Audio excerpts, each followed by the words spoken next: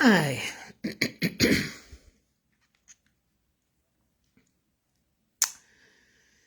uh, I don't have a lot of followers, and that's quite all right. At one point in time, actually several times in my life, I've told people don't follow me. Why? Because I wanted them to follow the Lord. I wanted them to follow someone who was much more perfect and wise and loving and caring than I was. I felt like there were too many people telling me that I was one of the kindest, nicest people they had ever met. I was actually a wounded person who had experienced the love of God and was sharing that with people. And I don't like being placed on a pedestal. I don't like heights in physical terms, and I don't like heights in whatever kind of terms. But I like taking people to the height of God's love. And so sometimes I'll go in front of this camera and talk about that.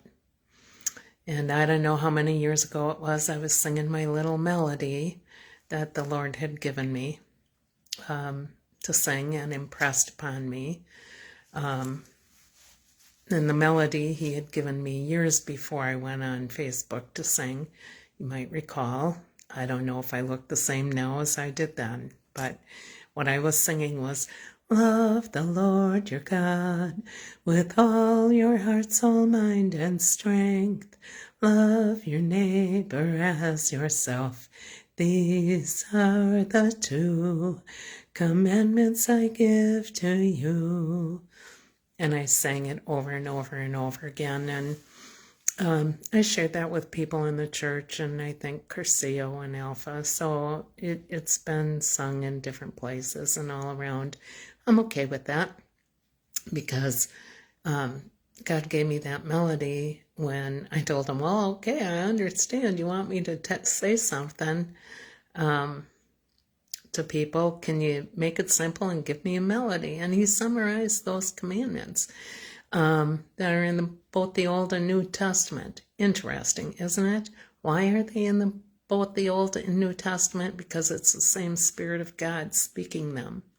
Does the Spirit of God speak to you today?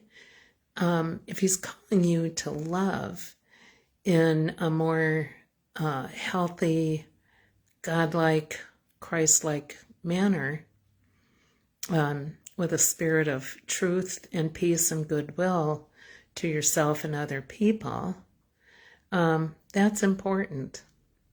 So what I was thinking about today, well, I put something on my YouTube channel, but the other thing I thought about after doing my YouTube video was this phrase that we hear a lot: respect is earned, not given.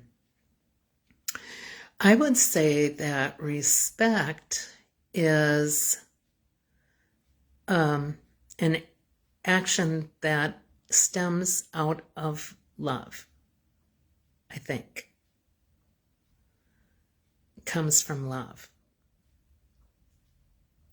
So I'm wondering, when we say respect is earned, not given, would we say that love is earned and not given? See, I think respect is something that is taught. I think it's also something that is caught.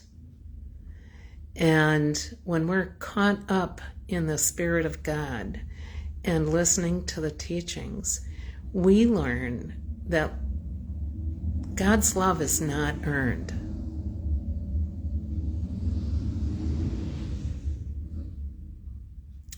It's given.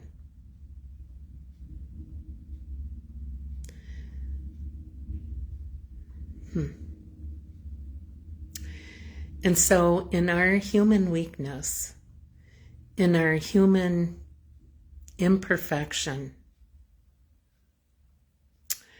do you ever find it hard to respect yourself? Do you ever recognize that you're not respecting yourself?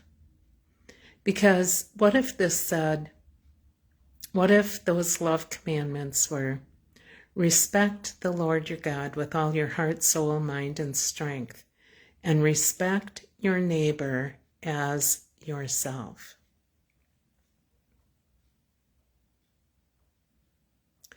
Parents are to love their children, and children are to love their parents. Love is caught. Love is taught. Proverbs, I think it is, says, honor your mother and your father. And in the New Testament, it said, wives, submit to your husbands who are in the Lord. Submit to your loving, godly husbands who respect you. So, and same for men, respect people.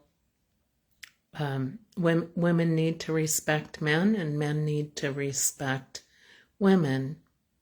And it's easier done if we are all in the Lord, in the Spirit of the Lord, filled with the Lord's Holy Spirit. So I'm wishing people not just a happy Father's Day, but I'm hoping that people experience a holy Father's Day, a blessed Father's Day, one where respect is simply given, not because they earned it.